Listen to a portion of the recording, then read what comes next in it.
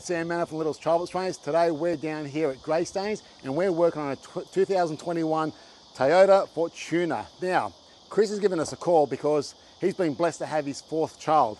Are you thinking of number 5? No. Okay, we just got that clear. You got 4. It is an SUV, so come and have a look, because with this SUV with the Toyota Fortuners, they are a 7-seater, but they do not have the Anchorage points in the back seat.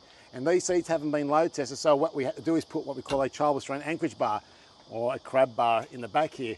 So now I want to show you what we've done in the setup with it. So if you've got a Fortuner and you need to get some seats in here, you've got the capsule, he's used a Cyber, and we've got the MaxiGuard Pro in the middle, and we've got a Millennium on the other side, which will eventually be another MaxiGuard.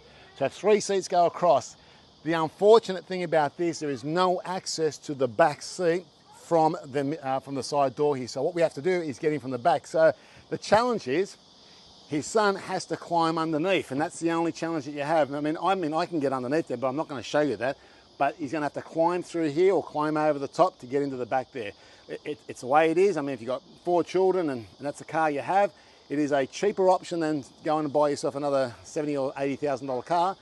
Putting a bar in here. It does have 2 points that'll go on the back here. We've removed the 3rd row seat. We've moved this seat so that way they've got more boot space in here, access to the child.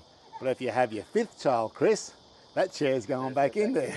And there is no room getting in there. You have to work that out later on. Anyway, I hope this information has been helpful. I'm Sam, and we'll catch you on the next video.